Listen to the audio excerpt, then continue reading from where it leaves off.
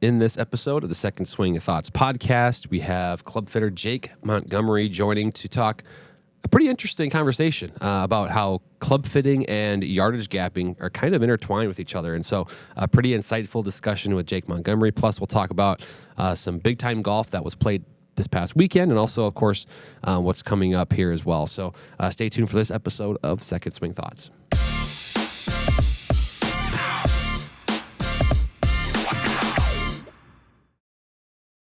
Hey golfers, and welcome into this episode of Second Swing Thoughts. Sean Bauer, co-host of the show with me, and we got a fun one today. I mentioned Jake Montgomery is joining. We'll talk about the importance of club fitting, but also the importance of gapping your bag adequately throughout so that you are covering all the yardages that you need to. We've also got some fun updates as far as equipment goes in the professional space. We also had the Walker Cup this weekend, which probably doesn't get as much shine as it should. It's a lot of fun to watch that one. Yeah, big weeks coming ahead here. Of course, the Ryder Cup is just on the horizon there. Yeah, absolutely. It's a fun time of the year for golf, even though it's, kind of technically the off season for the professional tours. But yeah, the Walker Cup, Ryder Cup coming up. You got a lot of the Ryder Cup players playing this week, some over in Europe, right? Some here in the States. So really good stuff there. And yeah, Jake, I thought this was a really, really good interview because it's something that I don't think a lot of people think of. You go get fit for new clubs. But how does that impact your gapping with what you aren't getting fit for? Especially if you're getting fit for irons, the way lofts have changed over the years, making sure that you still have those proper yardage gaps. So he kind of breaks down, both the top end of the bag and the low end of the bag and, what our fitters typically look for and how he kind of helps golfers, fill those gaps. So really, really good stuff. So make sure you stay tuned for that. But let's get into the turn. And if the U.S. Ryder Cup team... not good news that Rory McIlroy looks like he found his form again. A sweet win over at the Amgen Irish Open. It made an eagle putt on the 72nd hole to force a playoff, then goes birdie, birdie, birdie, playing that same hole, eventually winning the title. That's his first win since the Masters, 3 weeks before the Ryder Cup. Yep. Could be a little scary there if Rory's kind of back into playing how he was earlier this spring. Yeah, and I think maybe Michael Kim on Twitter had said something about how that roar on 18 when he made the eagle to tie and force the playoff sounded like a Tiger roar is what he said. It definitely sounded like a Ryder Cup roar too. So there's a little bit of those vibes that Rory seems to be feeding off of here a little bit down the stretch. And yeah, it's not that he hasn't played. He's been playing solid golf since Augusta, but he hasn't quite, had that. It seems like he hadn't had that edge to him a little bit, that competitive fire. Maybe some of it had, there's a little bit of a, in football you say Super Bowl hangover, so to speak. Seemed like there was a little bit of that with Augusta, but I think he's found it at the right time here for Team Europe for sure. Yeah, there definitely was a little bit of a hangover there. I mean, he kind of even admitted to it. He was like, winning the Masters was such an emotional moment, and it was kind of the mountain he had been chasing for so many years. Not only just the Grand Slam, but just another major championship, and finally to do it. He started to show some form towards the later half of the season. He had a good showing at the Open. Played decently well throughout the playoffs, and then picks up the win. And I mean, you want to talk about a guy who's had kind of a flair for the dramatic. His last 3 wins have all come in a playoff. That's true. Yeah, Augusta, the Players now the Irish Open.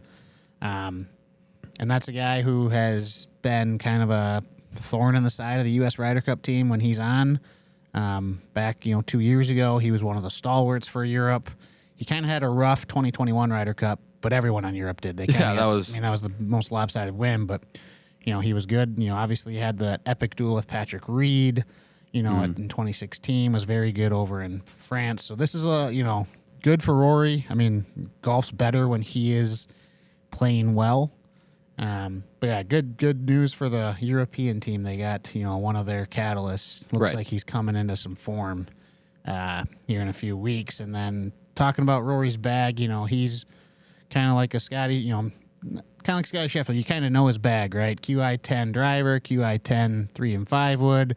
Plays a P7 64 iron. Then he has his own prototype irons.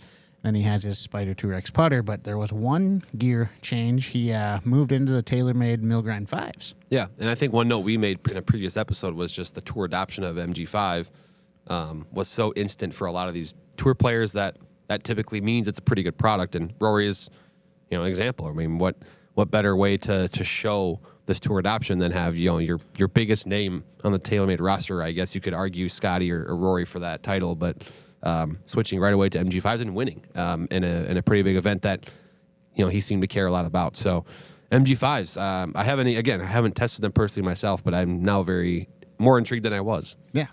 And speaking of Rory McIlroy and his equipment, if you remember back kind of right after the Masters, about a month or so later, Lamont Mann of Mancrafted, he works down out of our Scottsdale really shop, a phenomenal putter builder.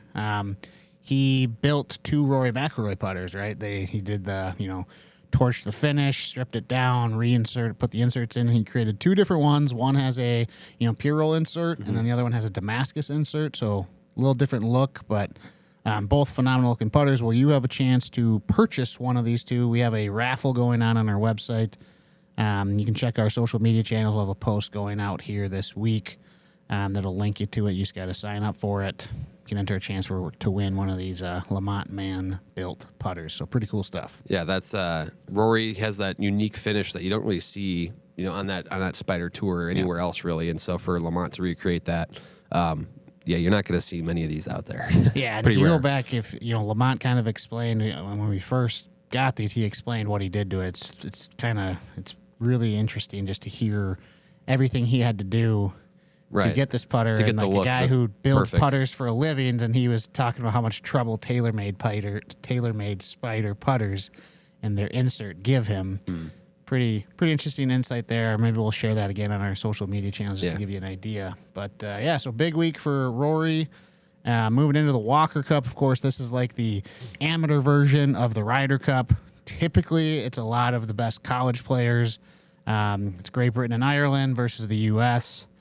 And this one was out at Cypress Point. Obviously, one of the most famous golf courses out there. Very scenic, right along the coast over in California. Yep. And this one was a pretty impressive U.S. victory. They won 17-9.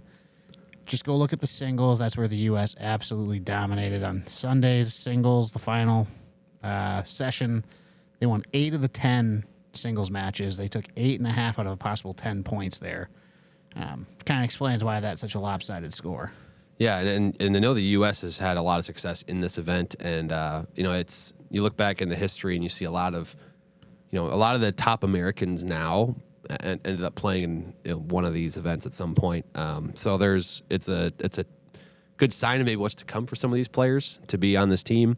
But then I know you have a note here to talk about Stuart Hagestad too. That guy, in terms of amateur golf, it's a very unique resume that he's putting together in the sense that he keeps playing a ton of really prestigious amateur golf, and he keeps being a very key focal point for the Walker Cup. I mean, nobody's touching his Walker Cup resume. Yeah, I think he's 7-1-0 all time in Walker Cup singles, which is the second most wins of all time. He's not a college kid. He works in finance. Gets in the U.S. Mid-Am typically as his kind of bread and butter event there. It's almost become a meme out there of the guy, he's taking all his PTO to go play in the Walker Cup, right? Yeah, I mean, hey, I was telling my wife, I was like, you know what? This gives me hope. If I get good enough, I could go play in this. Yeah, still an amateur. I have a lot of work to do. But yeah, he had a cool moment there in the final round. He kind of made this long birdie putt that essentially clinched the retaining of the cup. And then a hole later, Mason Stout, or Garrett Stout, I mix his name up, but he stuck his approach shot to like 6 inches. Yeah. That locked it all up. But another one I want to highlight, Mason Howell, the U.S. amateur champion. He was the kid who you saw going into the U.S. Open, like in the qualifiers. He's like a high school kid, and he's shooting like 62. Yeah. U.S. amateur. And then he holed out on 17 in the foursomes on Sunday to clinch his match 2-1. But really, really impressive stuff. And I think that's a name that people want to keep their eye on, because I think he's going to quickly. Yeah, he has had quite a 2025 year. Yeah. In terms of rising the ranks and making a name for yourself in amateur golf, well, in golf in general, he's had a truly, you can't even really envision a year like he's had. Yeah. And then lastly, Bryson DeChambeau, he's out in the area. He came and actually spoke to the U.S. Walker Cup team. Obviously, he's a former member, played in that event. But he came out and talked to them, and all the players and the coach said, like, he just got them going, and that really helped, kind of fuel their big Sunday finish. And, he's out there in California because the PGA Tour is playing up in Napa Valley at the Procore Championship, and 10 of the 12 U.S. Ryder Cup member teams are playing there. Bryson obviously can't because he's in LIV, but he's still out there to be with the team, which I think speaks volumes to how much this event means to Bryson. The fact that he's, going out his way to get to California, even though he can't play, to go be with the team. Yeah. Did Bryson play in a Walker Cup back in the day? I would imagine he did. I think he did. Being, he won a U.S. Amateur, so I would imagine he did. But he definitely, say what you want about Bryson. You may or may not like him. The guy loves and cares about and is passionate about, Team USA golf. Yeah. Walker Cup, Ryder Cup, and he's going the extra mile here to do that. Yeah. So I love that he he came there. Love that he's going to the house that they have for the whole team out there in Napa. Being with the team, I think Xander Schauffele's the only other one who's not playing, but that's because I think he has a baby, a child born, perhaps. I'm not 100% sure if that would make sense. I thought that's what I saw. So he had a family event, so he couldn't make it, but pretty cool there. And then, finally wrapping up the turn here, we have one new product launch from the last week. Callaway introduced some new Apex utilities. They had the Apex Utility Iron, the TI Super Hybrid, and then I think perhaps the most intriguing club of them all is their new rendition of the Apex UW, the utility wood, which the original made waves, and that's a club they've had a lot of success with. So the UW is what I'm very curious about, because that one it's almost generated a cult following as kind of a tweener between a hybrid and a fairway wood in that regard. So that one is for sure very, very intriguing to me, because that one, I imagine, in terms of ball speed, that's always been one of the fastest clubs out there. Yeah, one we have 100,000 golf clubs within our inventory, but the original Apex UW is always one of those that we do not have a lot of because people do not trade them in. Right. And there's not a lot of them out there. Very good club, very cool. So anxious to test that one out too. Yep. But that'll wrap up the turn. That's going to lead us into our main topic of the episode. We have a second swing master fitter, Jake Montgomery, about to join the show. Yeah, just going over once again the yardage gapping, how that mixes in with club fitting, and some of the questions or I wouldn't say issues, but things that arise from a club fitting that can impact your gapping. So important conversation here with Jake. He reveals some pretty good insights.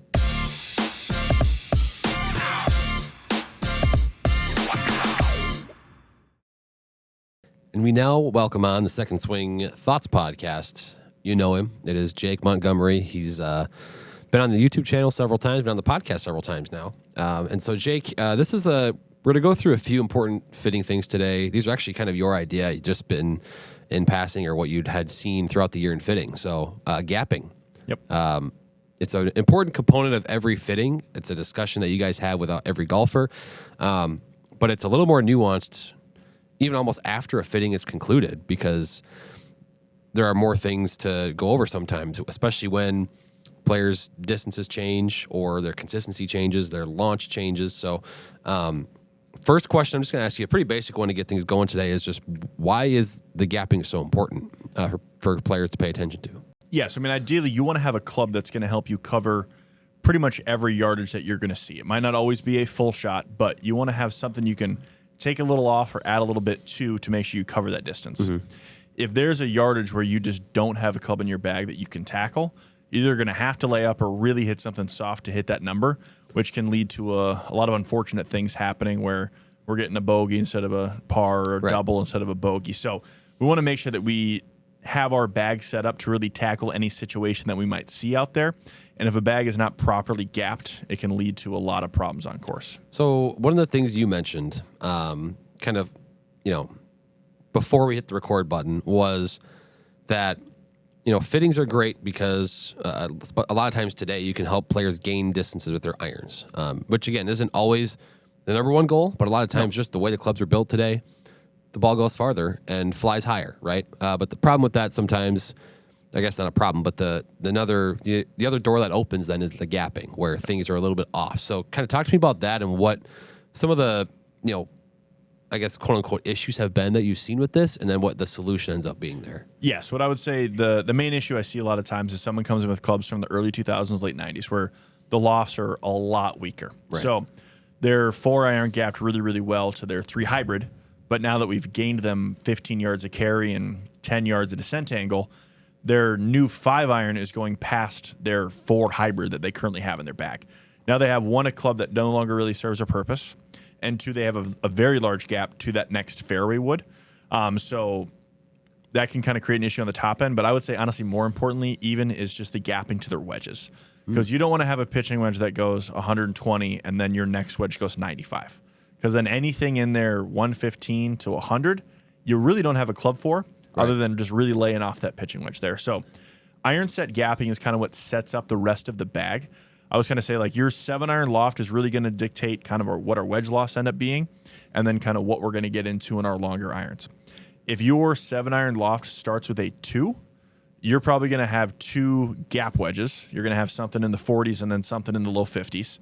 And then we're probably not going into a 4-iron, because your new 5-iron is going to be a stronger loft, or as strong as your old 4-iron was. And then we're going to jump straight from a 5-iron to a hybrid of sorts or a wood. Another thing I kind of talk with people about is that just because the loft is the same does not mean it goes the same distance. A 21-degree fairway wood does not go as far as a 21-degree fairway wood will go further than a 21-degree hybrid, and the hybrid will go further than a 21-degree iron. Reason for that is kind of, 1, head construction. Metal woods are just a lot faster off the face, and then 2 is length. A longer club you will then swing faster. So there are scenarios where I fit someone into a 5-iron, a 5 hybrid, and a 5 wood, all kind of gapping the same purpose there, even though the hybrid and the iron might have a similar loft. It's kind of funny how the prominence of gap wedges has really grown the last couple of decades. Because, like, even an example is just, I had a friend of mine who was asking me just, for kind of some advice. What should I do next with my bag?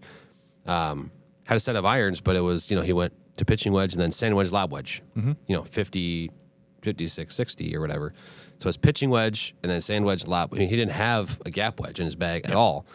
And realistically, with a lot, depending on what the iron set is, you probably need 2 clubs actually between that pitching wedge and that sand wedge, where you might have a 44-degree pitching wedge nowadays or 45, and then that sand wedge at 56, right? There are maybe 2 clubs that need to go in there. And so he's probably struggling mightily with a lot of those distances there. And today, now when it's sometimes unclear where, what a pitching, a lot of times from the naked eye, you can't look at a pitching wedge to see how much loft is on it, right?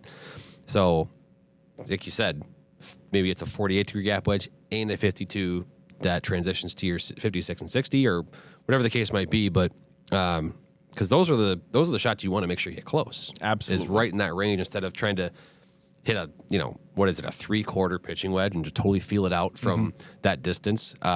Having options there that you can trust and rely on and not have to think too much about can help you in a big way. Yeah, and I mean, that touched on a great point there as well, where when I'm gapping someone's bag, I rarely want to take a wedge away to give them something in like the woods or hybrid section.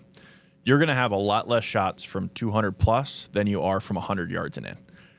100 yards and in is really where you kind of make or break a round. That's, you hit a great drive, you got 110 in, put one close, tap in birdie. Whereas, I mean, how often are you hitting a 3-wood to 5 feet that you can then get, let's say, a tap-in eagle? I mean, it's great in thought, but in practice, having more wedges and more control with your wedge game is really what's going to lead to better scores, especially when it comes to kind of scrambling. Let's say you, God forbid, cold top an iron, and now we have a 70-yard wedge shot. Making that up is going to be a lot more important than giving you another option from a 5-wood or a 3-wood. Right. There are way more shots in a golf round hit from that 100 yards and in, call it, range, than, that specific distance from, say, your 3-wood to your hybrid, right? Absolutely. Or in that range. So is there, on the wedge gapping piece, is there a amount of loft or degrees that you would like between each wedge, or is it, or do you try to base it more so on the actual, like, the yardages or the launch and height? I mean, how do you go throughout that in a fitting? I would say there's kind of 2 ways I approach it. I do kind of do both ways there. If someone tells me, like, I need a wedge from this yardage, we're finding whatever loft gets you that yardage, and we'll kind of build off it from there. I mean, as weird as it sounds, I have sold like a 54 and a 56 degree to someone because they use their 56 out of the sand and they love it. Yeah. But they needed something that goes a little further than that from about 100 yards. That was a shot they really struggled with. So we did both, and then we didn't go with a 60 because they had used 60s in the past. They really just didn't like how much loft was on it. They felt they kind of scooped underneath it. So their 56 is basically their lob wedge, but it's primarily a sand club for them. And then the 50 and the 54 are more kind of out on the fairway or the rough, mid-range to full wedge shots. Sure. For most players, I'm usually looking for a 4 or 5 degree gap between all of their wedges. So let's say someone gets an iron set that's at 44 degrees aloft. We'd be looking at a 48 degree, a 52, and a 56. Okay. If we have the room for it, we'll absolutely throw in a 60. But I would say these days, lob wedges aren't as important for a lot of players. A lot of players don't feel comfortable opening that up and seeing that much loft on the club. Again, if it's between a 60 and another wood, I'm probably leaning towards that 60 because I want to give you versatility around the greens. But I'm seeing more and more players kind of drop that lob wedge out of their bag as they're just kind of feeling uncomfortable with it. I actually play kind of an unconventional wedge setup myself. I have a 5 degree gap between all of them. What I do is I have a 45 degree pitching wedge, a 50 degree gap wedge, because that is my tried and true 120. Like I know exactly how far that's going, so I didn't want to change that. And then I actually switched into a 56 degree that I bent to 55, and then a 60. So I have an even 5 degree gap between all of my clubs there. In the past, I had used a 50, 54, 58, but I felt like the numbers kind of were clumping a little bit too close together. I wanted to make some more separation between that kind of sand wedge and that lob wedge from where my gap wedge was, and I've really liked that loft structure. Interesting. Okay, so yeah, even like that's something we can do at second swing too. If you feel like maybe this 5 degree, separation is for you, we can obviously do that with a 54 and bend it back, or we can take the 56 bend to 55. But there are options that you have, and I think the most important thing, to your point, is just making sure it's consistent and or conducive to how you're going to use your wedges. Absolutely. Like the person you referenced that's going to use their 56 for basically anything around the green, including bunkers. So I wanted to touch on that because I think that's such a piece of the. There's, again, when it comes to, you have pitching wedges and you also have kind of gap wedges with the set sometimes. And a lot of people don't know what those even are for themselves, number one. So a lot of times there might be a gap wedge in the set that is, maybe it's 48 or maybe even stronger than that. Yeah. And then they think they can go straight to sandwich from there. And so making sure the lofts are at least consistent and or don't have such big gaps is going to be huge for your opportunities to score, because like we said, so many of these clubs are the ones that give you the birdie chances or make sure you're saving pars out there, keeping your round going. Like those are the clubs that are important. And one thing before we move on from this topic that I get asked a lot, should I use a set gap wedge or should I use a traditional wedge? My answer typically is, how are you planning on using this? If it's going to be a full swing or partial swing club and you like your iron set, get the gap wedge. It's going to feel very similar. It's basically just a shorter distance pitching wedge. If you're going to use it around the greens, I'd probably go with a traditional wedge. You'll see a little bit more spin, more control. It's not as hot off the face. For example, like I love to use my 50 to hit kind of like low spinny chip shots. If I were to use a traditional gap wedge, it would just be a little jumpier than I want it to be. So it kind of depends on how you want to play that wedge. That's where I think you see the biggest difference with those two clubs is those chip shots, where the build on a small swing, that kind of hot, almost hollow sometimes, depending on the iron, can really have that ball jump a little further than you want. But that's a good point to make. So the next one I wanted to talk about, one thing you mentioned earlier was kind of the, how far, say, a 21 degree hybrid, a 21 degree fairway would go. How often are you, putting maybe two clubs of the same loft into a bag? And I guess from those experiences, what has been the purposes or the differences in those for that player? I would say the most common is a 21 degree 4-iron and then a 21 degree 7-wood. Okay. Those are a pretty common option that I'm getting into. Reason for that is the iron is going to spin a little less. It's not going to have as much ball speed. You're not going to swing it as fast. It's going to be a little bit of a lower penetrating flight. That 7-wood's a longer club. You'll swing it faster. The head's going to create more ball speed. And that face is designed to, or the head itself is designed to increase spin a little bit more. So you'll see a higher ball flight, steeper descent angle, and a bit more stopping power from that 7-wood. And you'll also see, depending on the player, around a 15-yard gap in carry, which is basically what you're looking for. when I'm gapping someone's bag, I'm typically trying to see about 5 miles an hour of ball speed increase from one club to the next. Oh, okay. If we're doing that, we'll make sure that we're not seeing, like for some players, their 4 and 5 iron are going 2 yards apart from each other. And it really just comes down to the ball speed's right around the same, and they're seeing even a little less spin, which is causing the carry to come down more. So that is kind of my final determination, or at least one of the things that I look at when I'm gapping someone's bag is, are we increasing ball speed in the rate that I want to see? And now it does depend on player as well, where hybrid or fairway wood working better for someone. If they're steep and a cross on it, a 7-wood's probably not their best option because it's going to overspin and will actually end up losing some distance. Sure. Whereas a hybrid kind of might have managed that better. There are absolutely scenarios that I have seen someone hit a hybrid at the same loft further than a fairway wood. It's almost always due to spin. So it depends on how a player's delivering it, and also club head speed. I mean, club head speed is pretty much going to shape how your bag is built out. If you're at really, really high speed, like we have a Fit with a Pro coming, that we had a player where I put 3 off the tee clubs in his bag. We had a driver that was going like 350, a mini driver that was going 320, and a driving iron that was going 300. He is never going to have anything more than that 4 iron going into a green. Right. So the top portion of his bag is really just built for off the tee.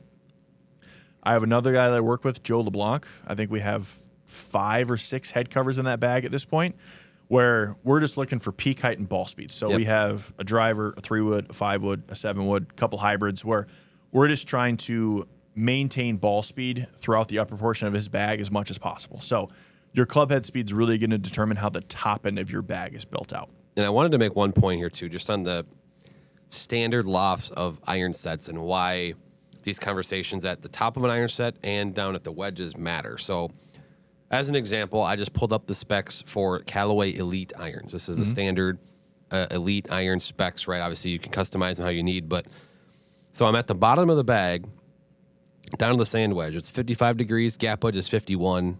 The A wedge is 47. Then there's a 5-degree jump to the pitching wedge at 42. Yep. So right there's already kind of inadequate spacing probably, and then another 5-degree jump to the 9-iron. So they're kind of creating some big holes for you already. Now, again, you said 5 degrees is fine for wedges. Okay.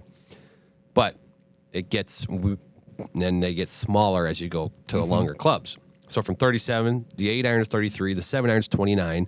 And you kind of mentioned before, when your 7-iron loft starts with a 2, you probably add a wedge and take something out up the top, because 4 degrees then to the 6-iron at 25, then it's 3 degrees to the 5-iron at 22, and then 3 from 4 or to the 4-iron at 19. 19-degree 4-iron is strong. Yeah. So that's where a lot of times you're probably seeing the 5-iron and 4-iron for a player not separate too much in distance if they don't have the requisite speed.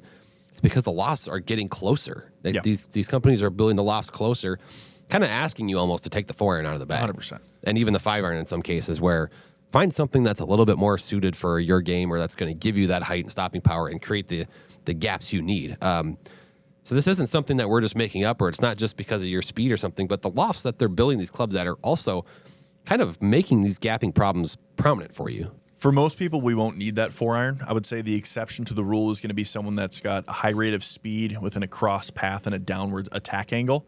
That player is generally going to create a little bit more spin than the average Joe, where if we go hybrid or fairway wood, we might actually see some diminishing returns on that just because we're going to lose a lot of our distance upwards. But for most people, we are typically putting them in actually a weaker lofted build like the Elite HL, where we're going to get more spin, more height, more descent angle, which is then going to give them more carry because the ball is traveling through the air for a longer period of time. It is rare that I'm trying to get someone's height to come down. The only case really for that is a really wide open dynamic loft with a lot of speed where that ball is just kind of ballooning on them. And probably going out to the right. 100%. Yeah. I can't tell you how many times I have someone come in and they tell me that they hit their irons too high, and I tell them I actually want you to hit it 15 feet higher. Yeah. A lot of people don't just understand how important peak height and land angle are to an iron fitting. Right. And then, they don't understand, like, the stopping power matters. Yes. Especially if, in Minnesota, maybe sometimes when it's soft, like, you can get away with a lower ball flight. But, for the larger masses of golfers out there that are playing maybe firmer conditions, that stopping power matters. So one kind of other thing related to numbers here, that we've touched on as well is like a 5 hybrid and a 5-iron. Yes. So like a lot of people think, okay, I've got my 5 iron, but now I got to move to a 4 hybrid. And it's not necessarily the case. Yeah, so I mean, a lot of players where we kind of finish with a 5 iron assume we're going into a 4 hybrid. And I have found that for some people, that gap is actually too big, where ball speed's jumping almost 10 miles an hour. Reason for that is, again, the longer the club is, the faster you swing it. In a hybrid shape with it being so hollow body, it's a lot faster. So, I mean, there are plenty of times where I put someone in a 5 iron that's got a little bit of a lower trajectory. Let's say it's carrying 190. We get them in a 5 hybrid, that carry jumps to 210, 212 with a lot higher land angle and a higher spin rate, where while they might both say 5 on them, they go a dramatic distance different with different ball flight characteristics. Right. Yeah, that's an interesting one, because I would imagine the prevailing thought is that, a 4 hybrid is supposed to do what a 4 iron does, and I think that was maybe the original thought, but the lofts and plus, the different lengths of the shafts and the weights of the shaft, they just simply don't go the same distance for almost every golfer that swings them. No. So it's important to make sure, again, it's the gapping thing. If you're going to take the 4 iron out of the bag, replace it with a hybrid, most of the time I would say a 5 hybrid's probably the better play than a 4 hybrid, because then you're just going to create that gap there that you're mentioning. So I wanted to get that out there because I think that's an important piece that maybe some golfers, I think our viewers and listeners probably understand that, but I think a more casual player or someone that's not totally tuned in might miss that one. Yeah, and then I would say just kind of one final point there. One of the tools that I use in my fitting bay a lot is the Ping Gapping app. It's a really useful tool where we can actually plug in a player's 7 iron ball speed, spin, a few different numbers there. And it will actually shoot out a recommended gapping for their entire bag. Oh, wow. Now, you can do this for any brand. It doesn't matter. It's going to recommend Ping clubs, obviously, but you can kind of take the information from that and build it any way that you would like. But it's a very useful tool because it even shows kind of what the ball flight's going to look like, how big of a carry distance there is. If we change a 5 wood to a 3 hybrid, vice versa, like let's say we take out a 4 iron or add it back in. It's just a really useful tool for me when I'm working with a customer to kind of show them, maybe we don't need a 4 iron here. Maybe we need a hybrid. And I actually think that a 4 wood would be better than a 3 wood, just because it kind of factors in all those different numbers and really spits out a concise gapping. Do you have not issues, but do you have a lot of those conversations with golfers where it probably is really tough to explain why a 5 iron is going farther than their last 4 iron? Does that happen a lot? It definitely can be. Some players are definitely stuck in their ways, I would say, about keeping a 4 iron in their bag. For some people, they actually love it because it's just a really controlled ball flight for them. They're able to keep it low and just kind of let it run. But at the start of my fittings, I run through each number and each tile on the projector and kind of explain why we're seeing what we're seeing and what I would like to see. I feel like they kind of get a deeper understanding of what each number is going to mean. And towards the end of the fitting, especially when we're talking about gapping, we have a level of trust built up that they tend to take my word on things. I'll always tell them, this is your golf bag. We can build it however you would like. I'm just here to kind of make some recommendations. But if we test a 4 hybrid directly against a 4 iron, usually it's pretty eye-opening. Like, yeah, you're right. I think we should go with that. Right. Yeah. No, I know there's, with all these loft changes and it's I imagine, can be confusing for players. Absolutely. Yeah. There's a lot to work through there, but ultimately it's not the number on the club that matters. It's the distance that it goes and the height that it can, get into in the air. So, this has been good. A lot of information on gapping and, how it relates to fitting. They're obviously intertwined completely, especially when it comes to an iron fitting. There's a ton that works through and then opens up conversations with wedges and with hybrids. So, of course, Jake, we thank you for taking the time today. Golfers, go get fit. Whether maybe you just got a new set of irons or maybe you're thinking about changing your wedge, gapping, whatever it might be, get with someone like Jake and get dialed in. So thank you again, Jake, for all the insight today. Thanks for having me.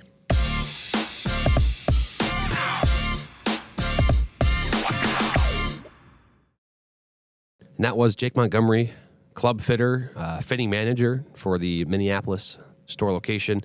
Again, I think some really interesting things for golfers to think about there. Thinking about even like discussion of, how lofts, a player's 4 iron that on a set they might have had from 15 or 20 years ago is probably going to go shorter than a 5 iron in a lot of modern iron sets for players. And that's something that a lot of golfers might not know or anticipate going in. And so just having that conversation with players and making them understand the differences in the builds of clubs today and how it relates then to the gapping piece. Yeah, I mean, when I did my fitting, I switched into some Ping I-230s, and I actually went all the way to the gap wedge in the set, but I had a 56 and a 60. Well, I needed a 54 to 58 just for distance-wise. I actually had to go test that, but it just shows you, don't just settle for what you have. Make sure you're filling that gap, especially if it's in the scoring clubs. I love the line he said about, if I have the option, I'm never going to take a wedge out of someone's bag to put in a wood or a hybrid. Right. Because those are such, you use a wood or a hybrid maybe a couple, 2-3 times a round for some people, whereas a wedge you're using, ideally just about every hole. So to make sure you have a club for each of those scoring distances, I thought was a key point there. Yeah, that's again, they're called their scoring clubs because you use them more often. It's your putter, and then it's kind of your wedge game there and trying to get the ball close to the hole. So that's a really good point that he makes, and making sure your wedges are gapped in a sense where you can have a confident swing with everything in those kind of shorter distances is super important, and that's what he tries to aim for in fitting. So really good stuff there. Really good stuff from Jake. We'll have him on here in a couple weeks again too. We're going to do a kind of a viewers submitted, almost a mailbag type episode. So if you have any questions about equipment, fitting, second swing, whatever you want, you can comment on this video, or if you're on one of our podcast networks, you can comment there. We'll have some social posts, but kind of any questions you have, submit them, and we will ask as many to Jake as we possibly can fit in, and he will answer all of them. And then, of course, next week we have Kevin Kraft. Yeah, so that'll be good. So Jake's really sharp. If you have any questions, he can certainly answer them. Fewer know more than he does when it comes to golf equipment and club fitting. So as far as YouTube is concerned, we're still rolling along with our live at lunch. We've got another golf ball one this week. It's going to be on the firmer tour balls, and these are the kind of the X models, are the ones that are designed to feel a little firmer, fly a little higher with maybe some more spin. So we're going to test those. We've also got, in addition to our Tour Van series this week, we've got a look at JJ Spahn's wedges. JJ Spahn, of course, having a fantastic 2025 year. So a couple of those to look forward to, and then we're rolling along too with some comparisons as well. We filmed a lot of these with Kevin, but it's kind of looking at like one that we got coming up, for example, is going to be some of those distance irons. So like the Apex AI 150, TaylorMade P770, how those compare. A lot of those coming down the pipeline as well. Yeah, looking forward to that. Yeah, on the second swing side, we have our best value section. Some new additions there. Mizuno ST Max 230s, all those woods. And then the 2021 Titleist T-Series irons. Yes. Both been added really to best values here. So make sure if you're looking for, some really good clubs, maybe a few years old, fit your budget a little better, those are some great options to look at. And then just keep your eye out for some Ryder Cup content, not only, but also some Ryder Cup specials and perhaps even a Ryder Cup contest. So stay tuned for more. It's Ryder Cup season. That's right. Officially here at Second Swing. So subscribe wherever you need to subscribe, whether that's YouTube, whether that's any of the podcast platforms that you might be listening to or listening to us on. Otherwise, we'll be back next week with another episode. We mentioned that Kevin Kraft will be joining next week, so look forward to that. Again, subscribe, and we will see you next week.